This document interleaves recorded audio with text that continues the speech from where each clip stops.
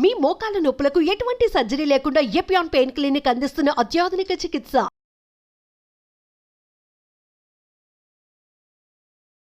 Hello, నేను doctor తపస్వి Krishna, consultant transplant pulmonologist. ఇవాళ మనం లంగ్ క్యాన్సర్ అనగా ఏంటి, వ్యాధి లక్షణాలు ఏంటి, డయాగ్నోసిస్ ఎట్లా, ట్రీట్మెంట్ ఎట్లా అనేది తెలుసుకుంటాం. లంగ్ క్యాన్సర్ ఇది ఇండియాలో మోస్ట్ కామన్ జబ్బు. ఎందుకంటే స్మోకింగ్ వల్ల, ఇది కాకుండా మనకి బయోఫ్యూయల్ గ్యాస్ ఎక్స్పోజర్ వల్ల కూడా లంగ్ క్యాన్సర్ బాగా ఎక్కువగా కనిపిస్తుంది.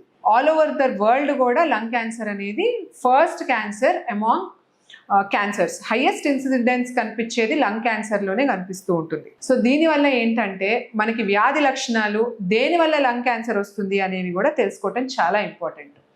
లంగ్ క్యాన్సర్కి most common causative agent cigarette smoking. Cigarette smoking అనేది ఆపేసినట్టయితే lung cancer risk every year 10 to 15% వరకు తగ్గుకుంటూ వస్తుంది. 10 ఏళ్ల తర్వాత లంగ్ క్యాన్సర్ రిస్క్ చాలా వరకు తగ్గిపోతుంది.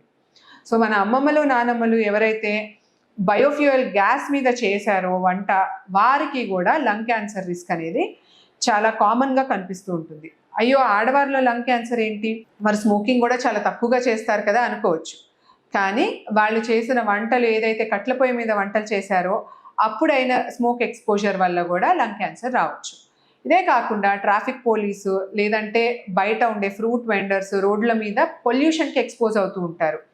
ఆ వెహికులర్ పొల్యూషన్లో, స్మోక్లో సల్ఫైడ్ గ్యాసెస్, కార్బైడ్ గ్యాసెస్ చాలా ఎక్కువగా ఉంటాయి. దీనివల్ల సెల్యులర్ లెవెల్లో డ్యామేజ్ అయ్యి లంగ్ క్యాన్సర్ అనేది బయటపడవచ్చు. సో లంగ్ క్యాన్సర్ని ఎట్లా మనం అరికట్టాలా, తొందరగా ఎట్లా తెలుసుకోవాలి, మనం అందరం దాని మీదే స్ట్రెస్ పెడుతూ ఉంటాం అనమాట. So lung cancer family history ఏమన్నా ఉన్నా, smoking history, at least 10 cigarettes per day smoking history ఉంటే time to time pulmonologist visit. Pulmonologist ఎప్పుడైతే చెప్తారో అప్పుడు మీరు సిటీ స్కాన్ అనేది కంపల్సరీ తీసుకోవాల్సి వస్తుంది. ఎందుకంటే ఎక్స్రే అనేది మనకు ఒక 2D ఇమేజ్, సిటీ స్కాన్ అనేది వీడియో లాగా. ఎక్స్రేలో కనిపించనివి కూడా సిటీ స్కాన్లో కనిపిస్తూ ఉంటాయి. ఒక చిన్న నాడ్యూల్ ఏదైతే సర్జరీతో పోతుందో అది మనకి సిటీ స్కాన్లో కనిపించేలాగా ఎక్స్రేలో కనిపించదు. నా ఎక్స్రే బాగుంది, నార్మల్ రిపోర్ట్ వచ్చింది అని చెప్పి మనం వదిలిపెట్టినట్టయితే సిటీ స్కాన్ వరకు వెళ్ళదు. సిటీ స్కాన్లో ఏదైతే అర్లీగా మనం పికప్ చేయొచ్చో లంగ్ క్యాన్సర్, అది మనం పికప్ చేయకుండా అవుతాం. సో రెసిస్టెన్స్ చూపించకుండా, ఎప్పుడైతే లంగ్ క్యాన్సర్ రిస్క్ ఫ్యాక్టర్స్ మీకు ఎక్కువగా ఉన్నాయి, అంటే బయోఫ్యూయల్ గ్యాస్లో కుకింగ్ చేశారు, లేదంటే స్మోకింగ్ చేయటము, లేదు family history of lung cancer ఉన్నది, అంటే బ్రదర్స్లో కానీ, ఫాదర్లో కానీ, సిస్టర్స్, మదర్లో ఎవరిలో అయినా లంగ్ క్యాన్సర్ రిస్క్ హిస్టరీ ఉందో వారందరూ స్క్రీనింగ్ టెస్ట్ అనేది time to time according to గైడ్ లైన్సే చెప్తారు మీకు డాక్టర్ గారు. ఆ గైడ్ లైన్స్ ప్రకారం time to time CT scan, screening test చేయించుకున్నట్టయితే లంగ్ క్యాన్సర్ ఎర్లీగా డిటెక్ట్ అయ్యి స్టేజ్ 1 క్యాన్సర్లోనే మనం ట్రీట్మెంట్ ఇచ్చామంటే క్యూర్ రేట్ చాలా హైగా ఉంటుంది. లంగ్ క్యాన్సర్ ఎప్పుడైతే స్టేజ్ 3, స్టేజ్ 4కి వస్తుందో ట్రీట్మెంట్ అనేది చాలా ఎక్కువగా కష్టమవుతుంది అనమాట. మాకు మోస్ట్లీ వచ్చేది స్టేజ్ 3, స్టేజ్ 4 టైంకే వస్తుంది. ఎందుకంటే పేషెంట్ సిటీ స్కాన్ చేయించుకుంటానికి చాలా వరకు రెసిస్టెన్స్ చూపిస్తూ ఉంటారు, రేడియేషన్ ఎక్స్పోజర్ అని భయపడతారు. కానీ ఎప్పుడైనా సరే డాక్టర్ సిటీ స్కాన్ చెప్పినట్టయితే రిస్క్ వర్సెస్ బెనిఫిట్ అనేది చూసుకునే సిటీ స్కాన్ చెప్తారు. చేయించుకున్నట్టయితే స్టేజ్ 1 క్యాన్సర్లో డిటెక్ట్ అవ్వగా సర్జరీతో అయిపోతుంది.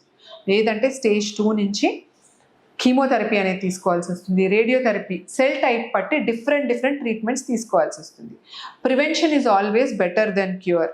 ఎర్లీ డిటెక్షన్ అనేది లంగ్ క్యాన్సర్లో చాలా ఇంపార్టెంట్. కానీ మోస్ట్ ఆఫ్ ద టైం మాకు వేరే అవయవాలకి స్ప్రెడ్ అయిన తర్వాతే పేషెంట్ మా దగ్గరికి వస్తారు. అంటే హెడేక్తో వస్తారు. హెడేక్తో ఎందుకు వచ్చారు అని చూస్తే బ్రెయిన్కి స్ప్రెడ్ అయిపోయింది లంగ్ క్యాన్సర్. దానికంటే బెటర్ ట్రీట్మెంట్ ఈజీగా అయ్యే టైంలో డిటెక్ట్ అయిందంటే డాక్టర్కి ట్రీట్మెంట్ ఈజీ అవుతుంది, పేషెంట్కి లైఫ్ స్పాన్ బాగుంటుంది, క్వాలిటీ ఆఫ్ లైఫ్ చాలా వరకు బాగుంటుంది. సో ఇప్పుడు లంగ్ క్యాన్సర్ స్టేజ్ 2, స్టేజ్ 3కి వెళ్ళిన తర్వాత లక్షణాలు ఏంటో తెలుసుకుందాం. దగ్గు, ఆయాసం రావటము, దగ్గులో కళ్ళ పడటము, ఆ కళ్ళలో రక్తం కూడా కనిపిస్తూ ఉంటుంది. ఇవి లంగ్ క్యాన్సర్కి లక్షణాలు అవుతాయి. ఒక్కొక్కసారి స్టేజ్ 4 లంగ్ క్యాన్సర్లో కూడా ఊపిరితిత్తులు బయట నీరు చేరటం, ఇది కూడా క్యాన్సర్ లక్షణమే. ఆ నీరు చేరినప్పుడు నీరు టెస్ట్కి పంపించాల్సి వస్తుంది అనమాట. దాంట్లో క్యాన్సర్ కణాలు కనిపించినట్టయితే అది లంగ్ క్యాన్సర్ అనేది మనకి తెలుస్తుంది. సో ఒక లంగ్ క్యాన్సర్ వేరే పార్ట్స్ ఆఫ్ ద బాడీకి స్ప్రెడ్ అయిన తర్వాత కూడా బయటపడచ్చు అనేది జనరల్ పబ్లిక్ తెలుసుకోవాలి. ఇవన్నీ కాకుండా ఉండాలంటే లంగ్ క్యాన్సర్ స్క్రీనింగ్ అనేది రిస్క్ ఫ్యాక్టర్స్ ఎక్కువ ఉన్న వారిలో తొందరగా స్క్రీనింగ్ చేయించుకున్నట్టయితే అర్లీ స్టేజ్లో తెలిసిపోతుంది. మా దగ్గర చాలా మంది పేషెంట్స్ ఎర్లీ డిటెక్షన్ సర్జరీ ఆ తర్వాత బాగా రికవర్ అయిన వాళ్ళు చాలామంది ఉన్నారు. సో స్క్రీనింగ్ అనేది రెసిస్టెన్స్ చూపించకుండా చేయించుకున్నట్టయితే చాలా వరకు ఈజీ అయిపోతుంది. లంగ్ క్యాన్సర్కి వివిధ రకాల ట్రీట్మెంట్ ఉంటుంది. ఇట్లా అంటే మనకి సర్జరీ ఉండొచ్చు, కీమోథెరపీ ఉండొచ్చు, రేడియోథెరపీ, ఈ మధ్యకాలంలో న్యూ అడ్జువెంట్ కీమోథెరపీ అని కూడా వస్తూ ఉందన్నమాట. సో ఇవన్నీ different kinds of treatment for lung cancer.